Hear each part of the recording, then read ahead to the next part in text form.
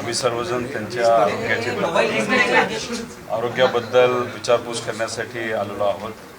काही शेवटी अख्ख्या महाराष्ट्राला त्यांच्या आरोग्याची काळजी होती, आम्हालाही होती। फोनवर इथे असणारे पदाधिकारी, कार्यकर्ते, सामाजिक कार्यकर्ते यांच्या चर्चेत आम्ही होतोच, पण शेवटी खास त्यांना येऊन भेटणं, त्यांच्याशी बोलणं हे आमच्या सगळ्यांसाठी महत्त्वाचं होतं। म्हणून त्यांची विचारपूस करण्यासाठी आणि याच्या आधी त्यांना पाठिंबा आम्ही दिलाच आहे, आतासुद्धा त्यांना पाठिंबा आम्ही देतच आहोत, पण आरोग्याची पण काळजी घ्या अशी विनंती त्यांना आम्ही सर्वजण मिळून करत आहोत। छगन भुजबळ बीडला भेट देतात, ज्या ठिकाणी दाखवतात त्या ठिकाणी विचारपूस करतात। नाही, तो त्यांचा विषय, त्या सत्तेत आहेत, ते त्यांच्या मर्जीने तिथं ते काम करत असतात, त्यांच्याबद्दल आम्ही काय बोलणार नाही। शेवटी आम्ही काय करू शकतो, आमची काय भूमिका आहे याच्यावर नक्कीच आम्ही बोलू शकतो।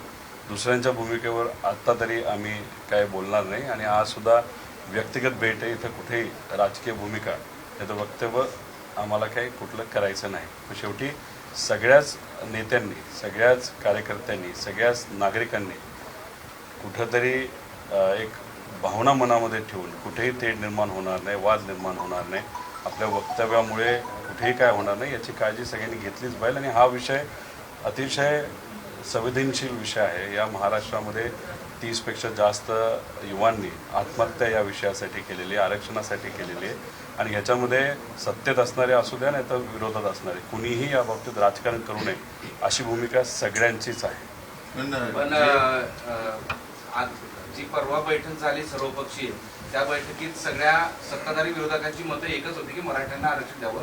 पण भुजबळांची एक ऑडिओ क्लिप तुम्ही ऐकली असेल, सगळेजण ऐकले असं सांगतायत, ते म्हणतात की आता मैदानात उतरावं लागेल आणि आपलं सगळं हिरावून घेतलं जातं। आता कसं आहे की त्यांचे ऑडिओ क्लिप मी काय ऐकलेली नाही, पण अशा पद्धतीची जर ऑडिओ क्लिप असेल ज्याच्यामध्ये समाजामध्ये ते निर्माण करण्याचा, आता वातावरण कलुषित करण्याचा प्रयत्न कुठल्या नेत्यांकडनं नाही कार्यकर्त्यांकडनं होत असेल, त्याचा निषेध हा आपण केलाच पाहिजे। ही संतांची भूमी आहे, इथं छत्रपती शिवाजी महाराजांनी दिलेले विचार आणि संस्कार हे आपण सर्वजण मनामध्ये घेऊन पाळत असतो, त्यामुळे कुठेही वाद निर्माण होणार नाही याची दक्षता ही घ्यावी। राजकीय अस्तित्व कोणाचं टिकवण्यासाठी जर कुणी वेगळ्या पद्धतीची भूमिका घेत असेल ते योग्य नाही आणि सगळ्यांचंच मत आहे, चर्चा करूनच मार्ग हा काढला पाहिजे। त्यामुळे ही व्हिडिओ क्लिप खरी खोटी काय कसं ह्याच्यात खोलात न जाता कुणी या बाबतीत वाद निर्माण होऊ नये याची भूमिका घेतली पाहिजे। त्या शिष्टमंडळाचे लोक बाहेर गेले की बीड असेल या ठिकाणी जाळपोळ झाली, तिथल्या SITची मागणी सुद्धा करतात। जे शिष्टमंडळात होते मनोज जरांगे पाटलांचं उपोषण मागे घेण्यासाठी त्यांनी विनंती केली, उपोषण मागे झालं गेलं की SITची मागणी सुद्धा केली जाते। हे बघा, माझं एक मत आहे, मी माझ्याबरोबर संदीप भैया आहेत, त्यांचंही घर काही लोकांनी मिळून जाळलेलं आहे, पण संदीप भैया स्वतः ज्या दिवशी ती घटना घडली ते तिथे होते, लोकांची चर्चा केली, ते स्वतः रात्री लाईट नसताना सुद्धा घरात राहिले। आणि दुसऱ्या दिवशी जेव्हा त्यांना पत्रकारांनी विचारलं, नाही रात्री तिथं राहिला ना, ते त्या दिवशी त्यांचं कुटुंब तिथं होतं, रात्री दुसरे म्हणजे जेव्हा घटना घडली उशिरा आले ते राहिले, पण दुसऱ्या दिवशी ते काय बोलले, कुठेही मराठा समाजातल्या कार्यकर्त्यांनी इथं माझं घर जाळलेलं नाही अशी भूमिका ही संदीप भैयानी तिथं घेतलेली आहे। आणि तसं जर तुम्ही बघितलं, जेव्हा जरांगे पाटलांनी आव्हान केलं होतं आणि सातत्याने ते हेच म्हणत होते की महाराष्ट्रामध्ये कुठेही हिंसा होऊ नये याची दक्षता सर्वच कार्यकर्त्यांनी घ्यावी, सामाजिक कार्यकर्त्यांनी घ्यावी, ती तशी दक्षता घेतली होती। तर त्याच्यामध्ये समजा जर कुणी एवढी भावनिक आव्हान जरांगे पाटलांनी करून सुद्धा आणि काही ठराविक ह्याच्यामध्ये जर वेगळं काय असेल, जर कुणी समाजकंटक असतील, मराठा समाजाचे नव्हतेच हे स्पष्टीकरण अनेक लोकांनी दिलेलं आहे, मग कोण होते याच्याबद्दल चर्चा कुठेतरी झाली पाहिजे। फक्त एकच आहे, त्याच्यामध्ये कुणीही समाजासाठी लढणारे प्रामाणिक कार्यकर्ते नव्हते एवढं तरी सिद्ध आहे, पण ते होते कोण, मुद्दामून वेगळ्या पद्धतीचं राजकारण केलं जातंय का, अशा भूमिका जर कुणी घेत असेल तर ते आपल्याला थोडंसं शोधावं लागेल। SIT कुणी मागितली हे मला सांगता येणार नाही, पण जर अशा पद्धतीने प्रामाणिकपणे जर एक सामाजिक कार्यकर्ता जरांगे पाटलांसारखा जर उपोषण करत असेल, आव्हान करत असेल आणि हे होऊन सुद्धा जर काही जण मुद्दामून काही चुकीच्या गोष्टी करत असेल तर त्याच्यात थोडंसं खोलात जाण्याची जरूरत आहे। कारण याच्यामध्ये मग मुद्दामून त्या लोकांना नाही तर त्याच्या मागे असणाऱ्या शक्तीला समाजामध्ये तेढ निर्माण करण्याचा प्रयत्न हा करण्याचा उद्दिष्ट असू शकतो असं वाटतं। भुजबळांच्या त्या ऑडिओ क्लिप नंतर ओबीसी मुद्द्यावर वडेट्टीवारांनी त्यांना पाठिंबा दिलाय, ते त्या वक्तव्याशी सहमत असल्याचं सांगितलंय आणि वडेट्टीवारही तुमच्या सोबत आहेत. वडेट्टीवार इकडे येऊन सांगतात की ओबीसीतून आरक्षण दिलं गेलं पाहिजे मराठ्यांना. नाही बघा, आता ते क्लिप जी आहे ते आज सकाळी फक्त लोकांकडनं ऐकली होती की क्लिप आली आहे.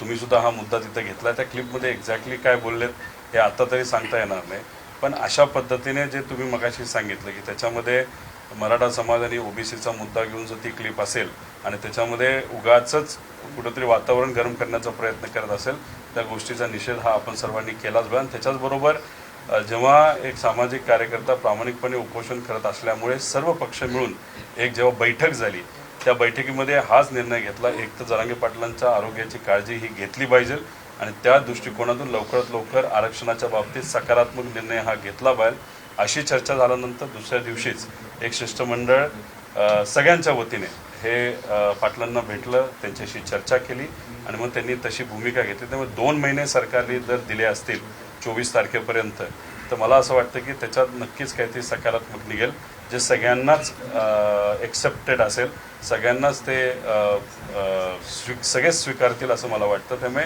याच्यामध्ये या 2 महिन्यामध्ये कुणीही उगाच करू नये, कारण का शेवटी श्रेय कुठल्याही नेत्याला जात नाही. जर श्रेय या बाबतीत कोणाला जात असेल तर ते जरांगे पाटलांना जातं आणि जे आज गावागावामध्ये तिथं असणारे जे सामाजिक कार्यकर्ते आहेत, जे आज उपोषणाला आणि साखळी उपोषणाला बसले, त्यांना सगळ्यांना ज्यांनी कोणी आजपर्यंत लढा लढला गेल्या अनेक वर्षात, त्यांना ते त्याचं श्रेय जातं. ग्रामपंचायतीच्या मतमोजणी सुरू आहे. व्हिडिओ सुद्धा व्हायरल झालेला आहे, ज्यामध्ये मुख्यमंत्र्यांसमोर एक बहिणा भगिनी असं म्हणतायत की मराठ्यांना हे ओबीसीतून नको तर स्वतंत्र आरक्षण पाहिजे.